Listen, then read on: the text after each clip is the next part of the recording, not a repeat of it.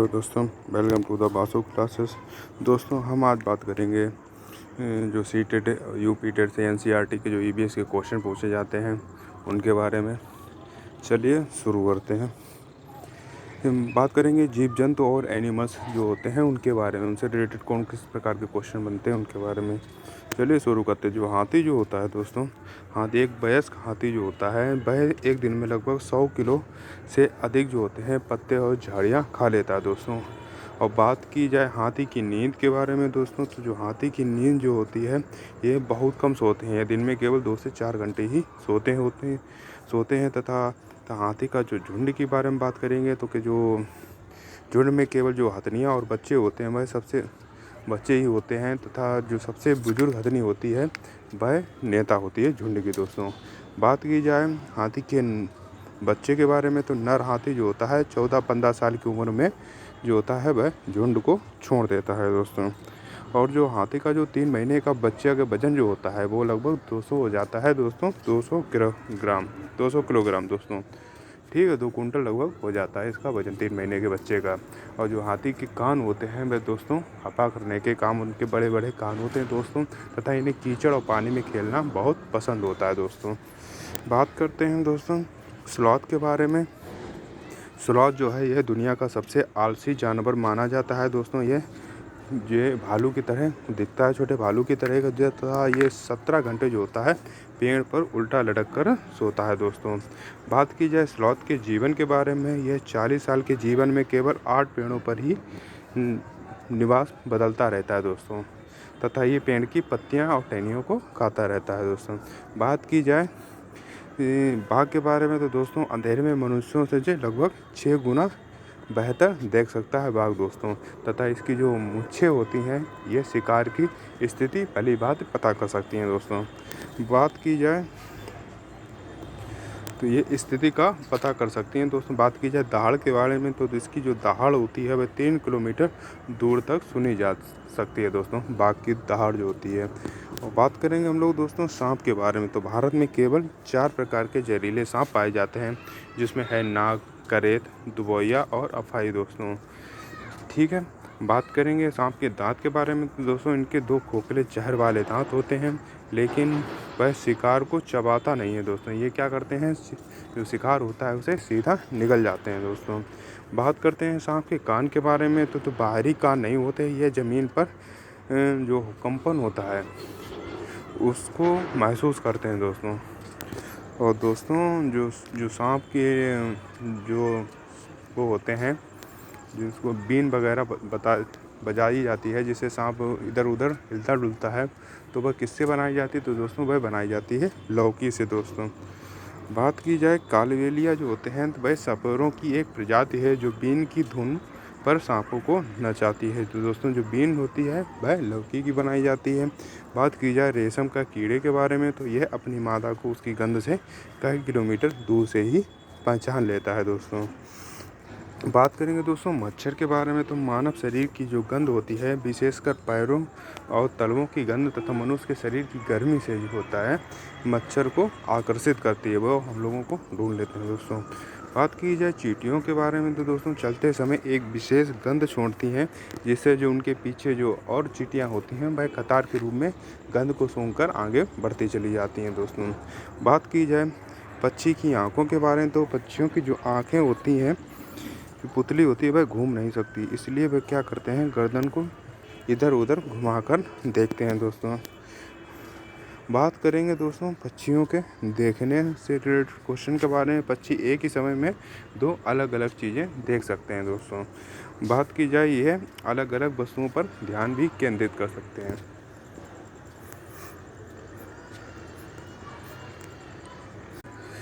तो दोस्तों यह अलग अलग वस्तुओं पर एक ही समय में 2 अलग अलग वस्तुओं पर ध्यान केंद्रित कर सकते हैं पक्षी जो होते हैं।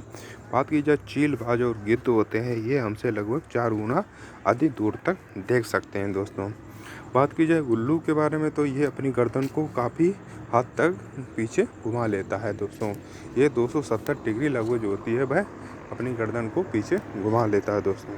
बात की जाए मैना के बारे में तो ये अपनी गर्दन को झटके से आगे पीछे करती है दोस्तों।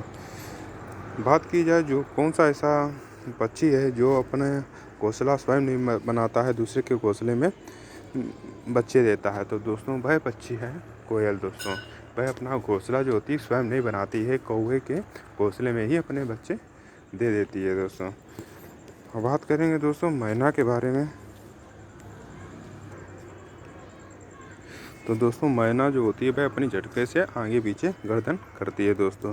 बात करेंगे दोस्तों कल्चरी जो इंडियन रोबिन भी बोलते हैं, वह सड़क के किनारे तथा पत्थरों के जो बीच में घोंसला बनाती है दोस्तों।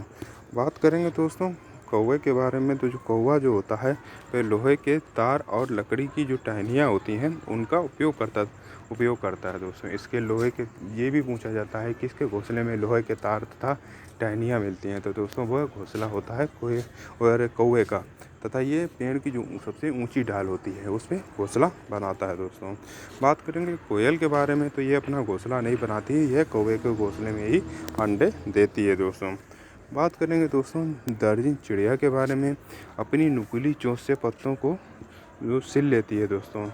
आप इसके नाम से ही पता कर सकते हैं, दर्जन चिड़िया मतलब ये दर्जी का काम करता है, सिलाई बुनाई का काम। तो ये पत्ते को आपने ज़्यादातर देखा होगा, सिले हुए पत्ते होते हैं, तो उसमें दर्जन चिड़िया जो होती है वह अपना घोंसला बनाती है। बात करेंगे शकरखोरा के बारे में। तो ये छोटे पेड़ या जो डाली होती है उस पर लटकता हुआ जो घोंसला बना हुआ होता है वह शकरखोरा का होता है। ये क्वेश्चन पूछ देता है कि छोटे पेड़ या डाली पर जो लटका हुआ घोंसला होता है किस पक्षी का होता है। तो दोस्तों वह होता है शकरखोरा का।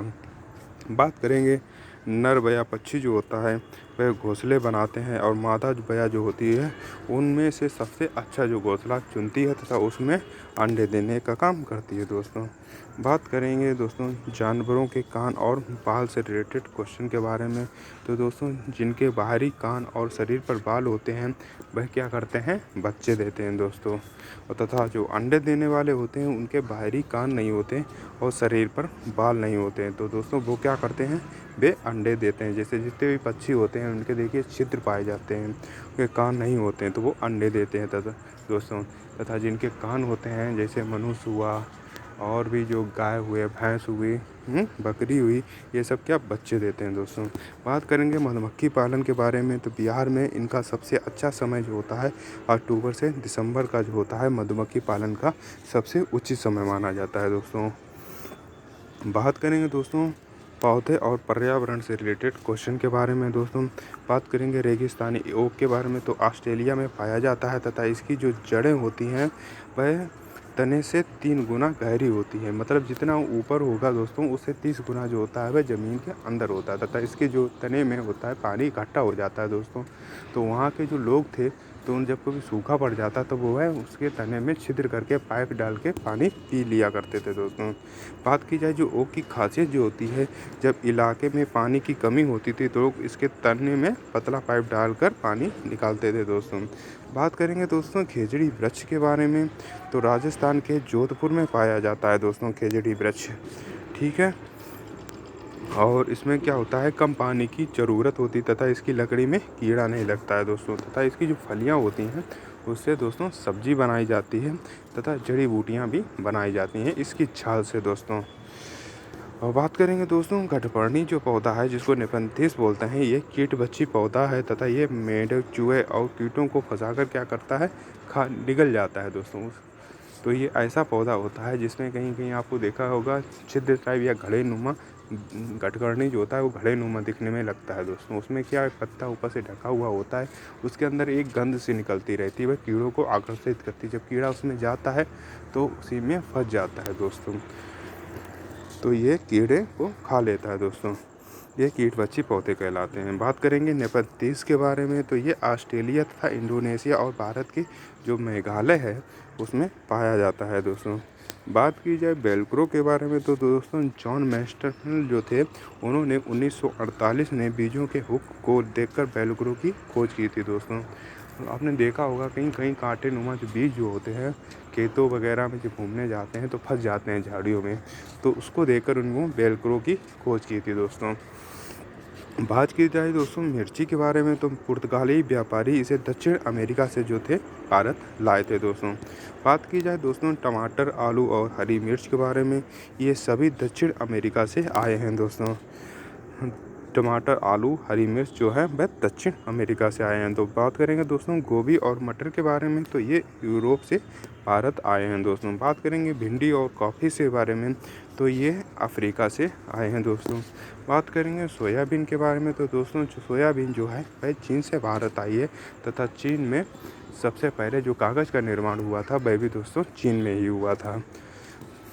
बात करेंगे दोस्तों बरगद के बारे में, तो बरगद जो है इसकी शाखाओं से निकलने वाली जो जड़ें होती हैं वास्तव में पेड़ को जो सहारा देने का काम करती हैं दोस्तों। बात करेंगे जड़ों के बारे में, तो जो पौधे को सहारा देती हैं जड़ें तथा जो जल व खनिज होती है उनका अवशोषण करती हैं। बात करेंगे दोस्तों फूलों की घाटी कहाँ स्थित है, तो उत्तराखंड के चमोली ज़िले में स्थित है फूलों की घाटी दोस्तों। बात करेंगे कचनार के फूल जो होते हैं, तो कचनार के फूल जो है उत्तर प्रदेश में इनकी सब्जी बनाई जाती है दोस्तों। बात की जाए केले के फूल के बारे में, तो केरल में इसकी सब्जी प्रसिद्ध है। जो केले के फूल होते हैं उनकी सब्जी केरल में प्रसिद्ध है दोस्तों। बात करें सहजन के फूल के बारे में, तो महाराष्ट्र में इनके पकौड़े बनाए जाते हैं सहजन के फूलों के। तथा सहजन के फूल के पकौड़े कहाँ बनते हैं, तो दोस्तों वह बनते हैं महाराष्ट्र में। बात करेंगे मधुबनी पेंटिंग के बारे में, तो दोस्तों बिहार का एक लोक कला रूप है दोस्तों मधुबनी पेंटिंग, जिसमें चावल के पाउडर होता है तथा प्राकृतिक जो रंग होते हैं फूलों वगैरह से ये उससे कलाकृतियाँ बनाई जाती हैं दोस्तों दीवारों पे और ज़मीन में। तो उसे मधुबनी पेंटिंग तथा वहाँ का जो ज़िला है मधुबनी वह फेमस है दोस्तों मधुबनी पेंटिंग के लिए। बात की जाए इत्र के बारे में, तो दोस्तों उत्तर प्रदेश का जो कन्नौज ज़िला है वह इत्र के लिए फेमस है। इसे इत्र की नगरी के नाम से भी जाना जाता है। तो दोस्तों ये हर्षवर्धन की राजधानी है दोस्तों कन्नौज। बात करेंगे झूम खेती के बारे में, तो दोस्तों मिजोरम में की जाने वाली जो खेती है उसको झूम खेती कहते हैं। इसका जो मुख्य सिद्धांत है वह दोस्तों है काटो और जलाओ। तो इसमें क्या होता है दोस्तों कहीं चीज़ झाड़ फूल वगैरह जम जाता है उसको ये लोग क्या करते हैं काट कर जला देते हैं तथा उसकी जो राख होती है उसको खाद के रूप में चारों तरफ फैला के उस पर खेती करते हैं। ठीक है, यह पद्धति जो होती है खेती करने की वह झूम खेती कहलाती है दोस्तों। अगर दोस्तों आपको ये वीडियो पसंद आए तो वीडियो को लाइक करें, चैनल को सब्सक्राइब करें तथा अपने दोस्तों को भी शेयर करें। धन्यवाद।